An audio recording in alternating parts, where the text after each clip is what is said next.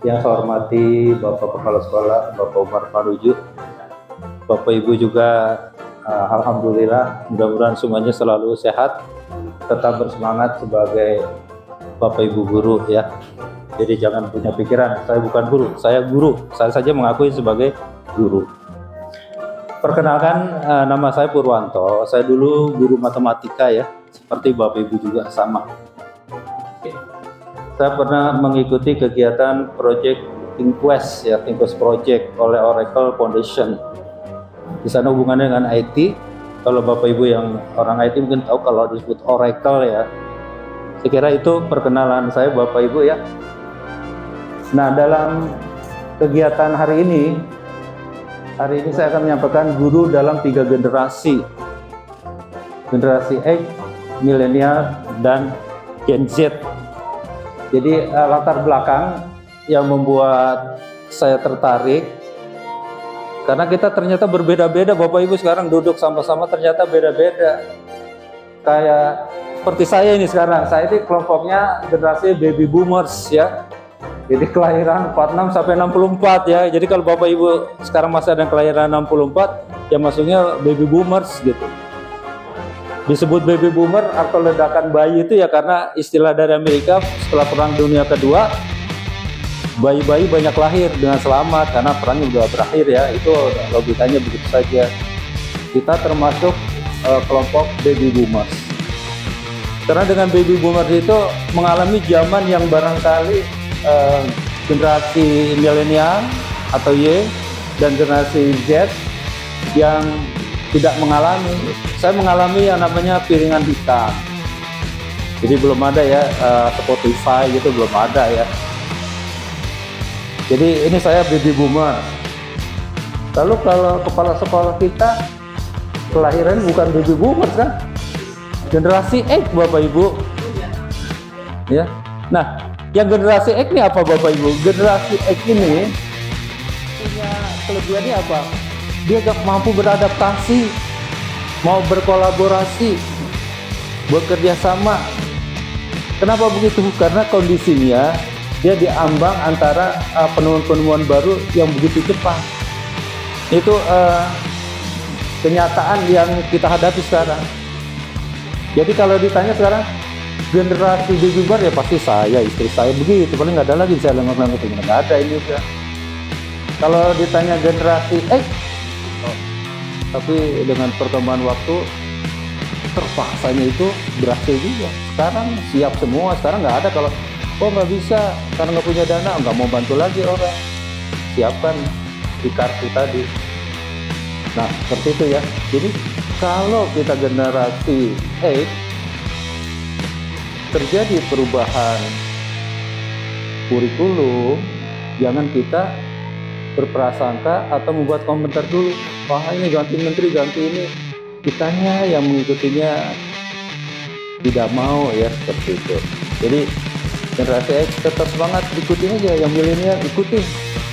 Kalau yang milenial kerja, bantuin, minimal ngeliatin gitu, jangan yang muda-muda aja, jangan lihat seperti itu.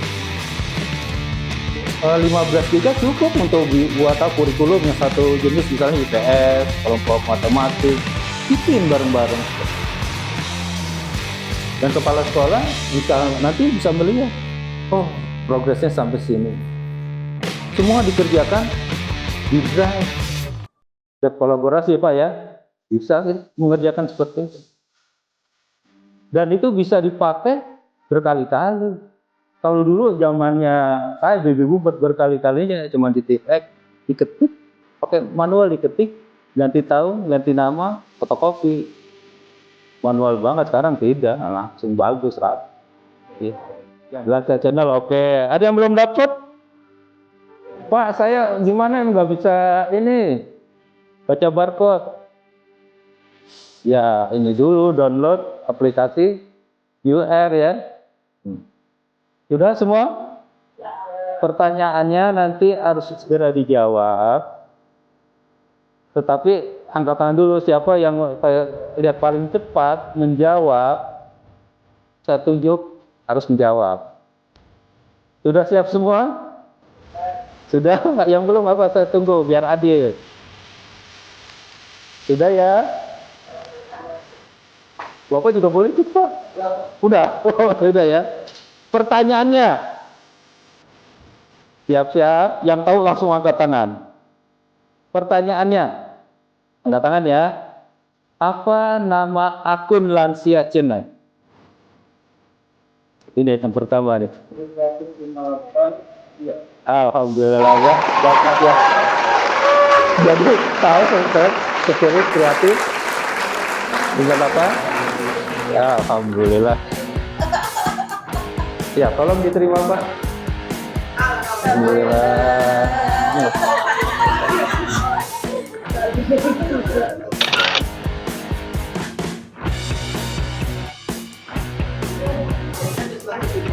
Ya, Bapak Ibu, ini hiburan tapi kita berpikirnya positif. Jadi gini Bapak Ibu, jadi saya pernah melakukan akreditasi di sekolah negeri di pinggiran Jakarta dekat LPMP ya. Di sana ada guru milenial, guru agama. Saya bilang itu murid banyak banget. Itu guru agama yang paling muda, kebetulan paling muda. Biasa yang paling tua kan suka menugaskan yang muda kan. Guru agama yang lebih ini mungkin Gen X gitu menugaskan Gen Y gitu. Itu tolong yang sholat di absen.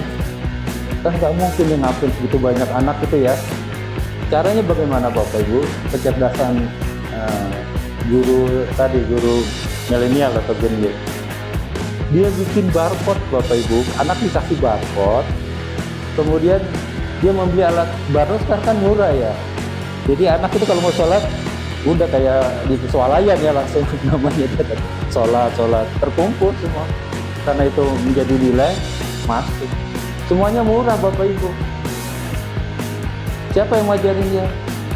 Mereka tidak perlu diajarkan. Memang generasi milenial yang begituan tuh nggak diajarin, tetapi yang menjadi bahan pemikiran kita bahwa dia berpikir kritis dengan kondisinya dan bagaimana memecahkan permasalahan. Kan yang penting itu sama guru Pak, yuk kita bikin ini yuk perencanaan pengajaran dengan kolaborasi. Bisa nanti begitu kita cetak kepala sekolah butuh. Dan saya yakin Google itu nggak akan tutup 10 tahun, 20 tahun lagi masih belum tutup.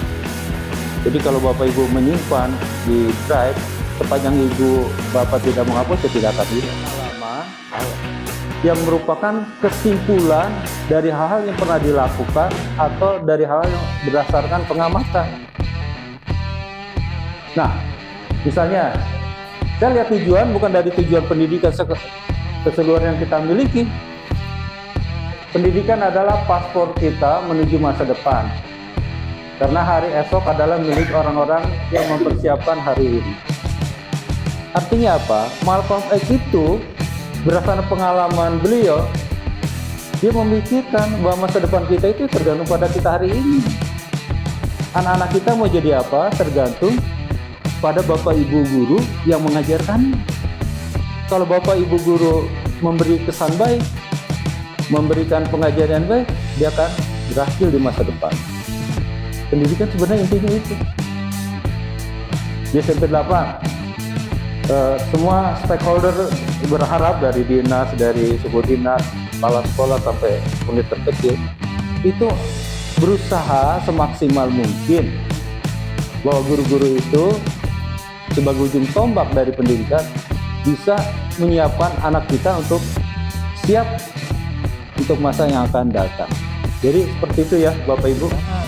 Kalau sebab pengetahuan sepanjang intinya dia memahami sudah cukup, dan diarahkan bagaimana suatu definisi dapat ditemukan, diarahkan. Nah itu mendorong anak untuk mencari pengetahuan sekitar itu.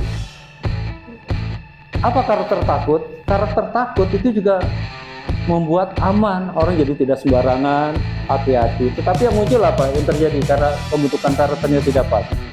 Takut dengan perwujudan yang berupa halusinasi. Takut bukan bentuk setan, takut bentuk kuntilanak. Wah itu betul ada kuntilanaknya, itu mau kan serem kan? Jangan ngomong kata kuntilanak, ini nggak berani di kuburan. Emang di sini ada kuntilanak? Coba siapa di sini kita tes tengah malam lewat kuburan, berani nggak ngomong kuntilanak? Kalau masih takut, artinya pemahaman tradisional zaman dulu kepake sama kita. Oh, ini hadiahnya sudah disiapkan. Pertanyaannya belum ada, hadiahnya sudah siapkan, nggak apa-apa. Sudah Bapak Ibu? Semuanya sudah dapat? Sudah? Apa kode yang tertulis dan artinya? Jadi ada tulisan ancaman tak terlihat, bahaya camilan bagi lansia. Sumber ada kode. Kodenya apa? Artinya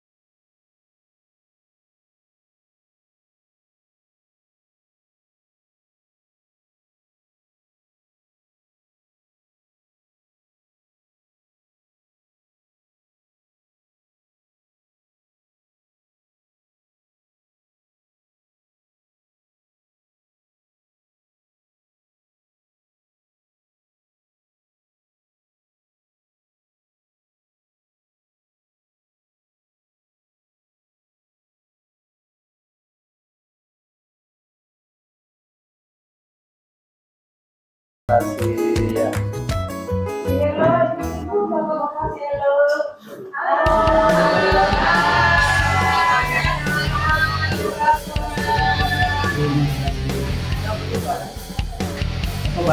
Foto bareng.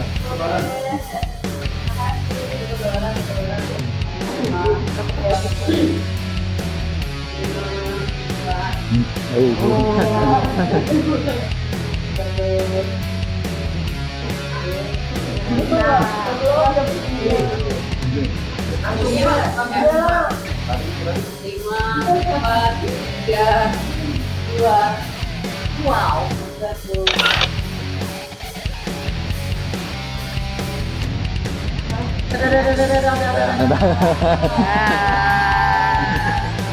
Satu foto Pak. Oh ya.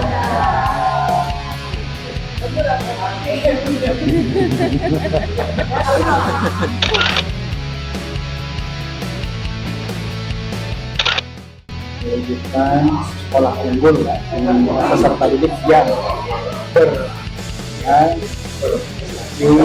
peduli lingkungan dan juga berolahraga. Oke Bapak Ibu, saya pamit semuanya. Ya. Assalamualaikum warahmatullahi wabarakatuh.